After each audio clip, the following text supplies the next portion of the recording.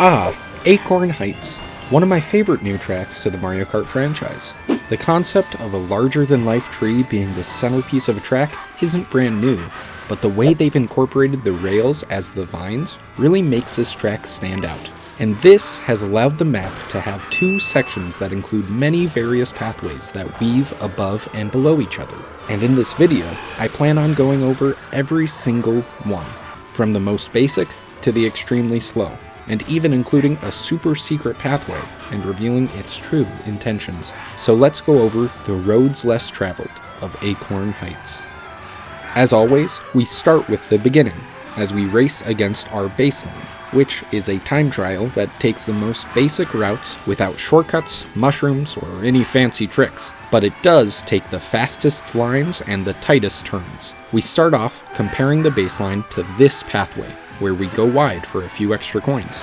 This ends up being 0.5 seconds slower if you get the coins. If you just get the boost panels, it's 0.3 seconds slower. Next up, we've got this tiny corner cut right at the beginning. Not a great use for a mushroom, but it's an option, I guess. And yes, I'm covering every single route, not just the fast ones. Luckily, the next pathways actually have some value to them. As we approach the twisting rope bridge, hopping on the left railing will give you a few coins, but it will slow you down ever so slightly. Not to mention, someone might bump you off, so take this at your digression. On the other railing, you get 1 coin instead of 2, and you must neutral jump off the end and align yourself midair to land on the other railing. This is a very small time save, and it's not that fast because of the wide turn we took to get to the rail. But a better option would be to skip the wide turn and skip the rail up until the actual bridge starts. Then hop onto the right rail and perform the jump. This will save you 0.2 seconds instead of 0.02. As we glide through the skies over to the next section, this is the wide open area with many pathways before you to choose from. It's really a build-your-own route buffet. And the countless methods to take this section is a bit daunting, so I found a way to show as many routes that I think deserve the attention. Here's how it'll go. First, we will do the basics, doing one small course element at a time, isolating them. Then, we will do some popular pathways, the best ways to string the sections together and form a fun route. Finally, we will see some of my personal silly routes and add a few new ideas to make them even more unconventional. If you have a favorite route that you think should be mentioned and I didn't mention it, please let me know in the comments. Let other viewers and myself learn and experience your favorite route. First, let's go through the individual course elements. These are fairly simple, and there's a lot of them, so let's go through them fairly quickly. Let's start with the upper pathway at the start. You glide onto this leaf, then jump to the mushroom, then to the leaf, then to the leaf, and then glide down. I simply landed on the course towards the left beneath this final leaf, and this route is slightly faster than driving on the ground. Next, let's glide onto this leaf on the left, and simply jump down. Boom. Barely faster. Single element done. Next, let's go through the vines on the right, starting with the first one. Jump off the end and land on these 2 leaves. This element, being on the outside and with multiple instances of airtime, ends up being almost a second slower.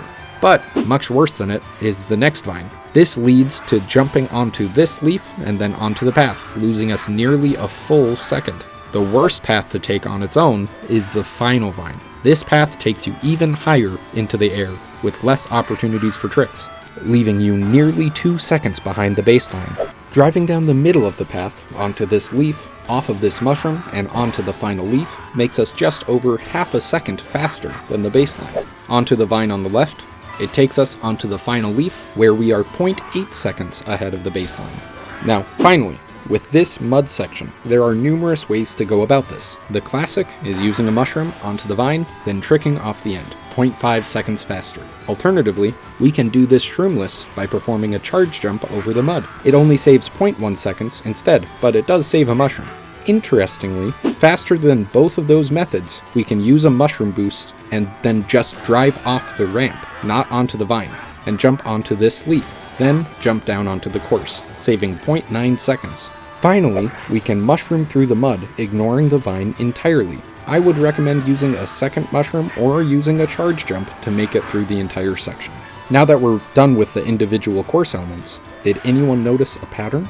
Everything on the right side of the track, closer to the outside of the map, was slower, while every single element on the left or the center was faster than driving on the ground, which I think is great. It would be extremely boring if staying on the ground was faster than any of these methods. And in regards to the right side vines, wait until later on, where we will realize why they exist and why they are initially slow.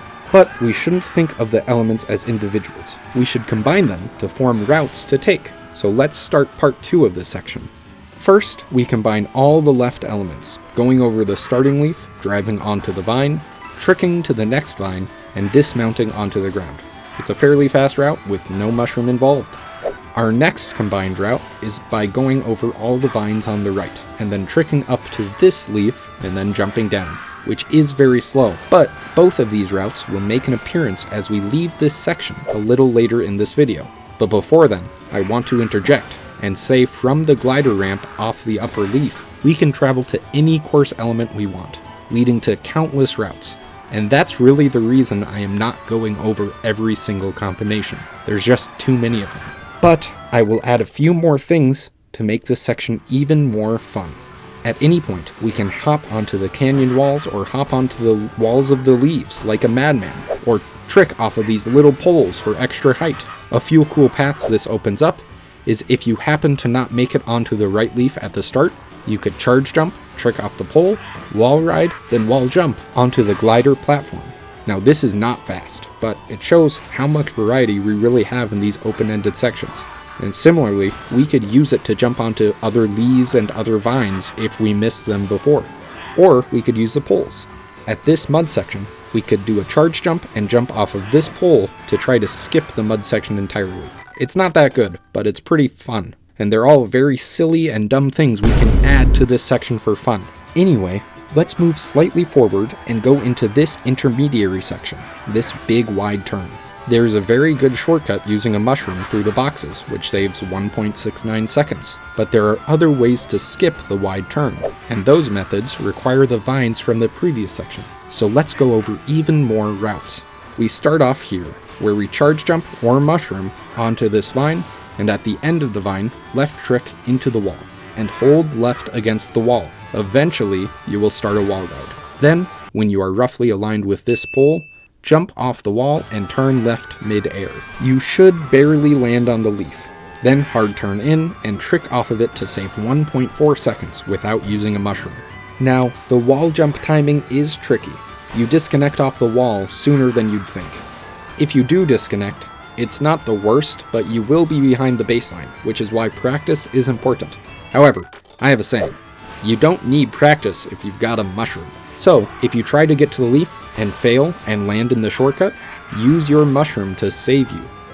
Now, if you aren't able to perform this route consistently, let me offer the easier intended route to get to this leaf, and that uses the right side of the map and all of those vines. We trick from vine to vine, then right trick to this leaf, and then trick onto this wall to wall ride along the upper overhead wall. From there, we trick to the other side and stay on the inside of this leaf for the fastest time. But this only saves nearly 0.1 seconds. The left side saved a lot more. So I want to find small ways to make this path faster. First, I tried gliding to the vines, but this is actually slower than before. It's kind of more fun, but it's not good. So instead, let's use the leaf in the middle to bounce off this mushroom and carefully land on the final vine. This saves 1/4 of a second. Not bad, improvement. But there's one other way that I made this faster. Let's stick to the left of the course as much as we can. We go over this leaf, ride up onto this first vine, and then right trick early and bounce off of this mushroom. With this higher bounce speed, we can land earlier on the higher vine, then immediately trick to the next one. This method saves us 1/2 second, and that's actually better than I'd expected.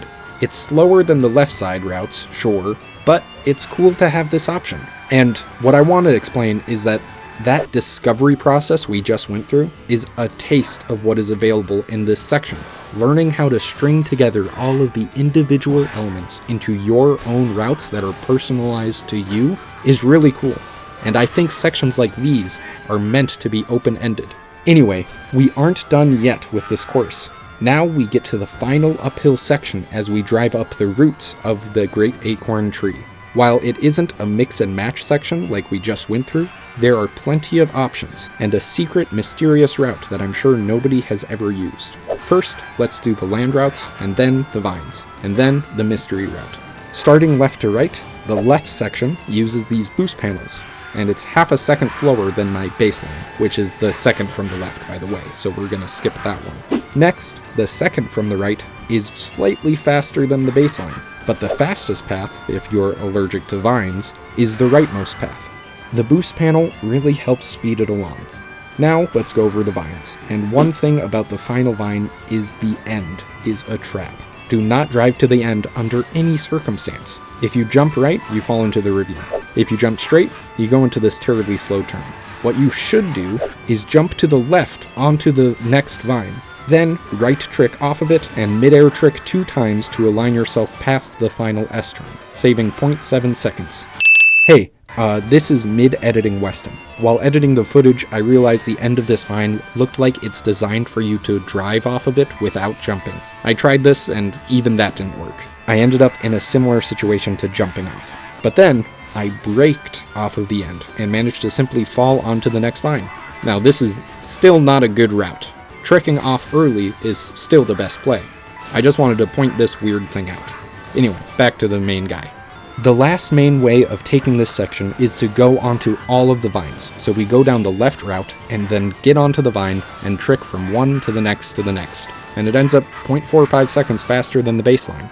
But there's one last pathway. I was alluding to the mystery route this whole time. What could it be? It's this section on the far left. It's all drivable area, but it's really difficult to get to. Using a mushroom in combination with a charge jump can make it easier, but that requires a mushroom, and I wanted to get up here without one. So, here is the most consistent way I could muster. Trick off of this route and start a charge jump. Then jump off of this route and aim for this bump in the wall. Do not trick off of the wall. Let yourself disconnect, and you should land up top. Now I just need to land it first try in a time trial to figure out how slow this route is. After more time than I'd like to admit, I got up here and discovered it wastes an entire second of time. But there's one last alternative route we could do before we ask one last question. And the route is the vine.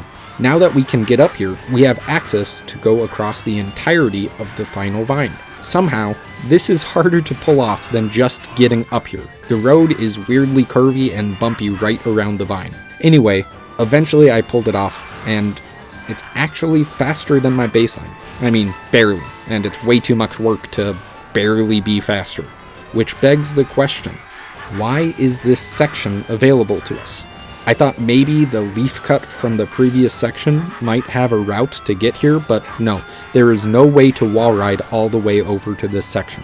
Then I thought maybe it's for intermissions. Maybe it connects to another course, but it really doesn't lead anywhere specific. It's just a dead end. Finally, I guess there are some things to collect in free roam. So I traveled over here, and there's this coin pile, and if you go over the vine, you get this anti-freeze sticker, which is kind of cool. Anything else? If you drive over this precarious pathway, you can find the store, which is useless. And I guess you could sneak your way behind the Great Acorn tree, and the developers hid some coins back here, but sadly, they don't want you going too far, as Lakitu will pick you up.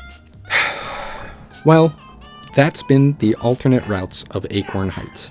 I hope you've enjoyed the video, and if you did, what course should I do next? I've got a lot that I'm looking forward to, but my next one will be a more simple one, because after Whistle Stop Summit and Acorn Heights, I need a breather. So I'm gonna go with a simple course that doesn't have too many options to go over. Anyway, thanks for watching, and thanks to my patrons. And as always, I hope you have a nice day.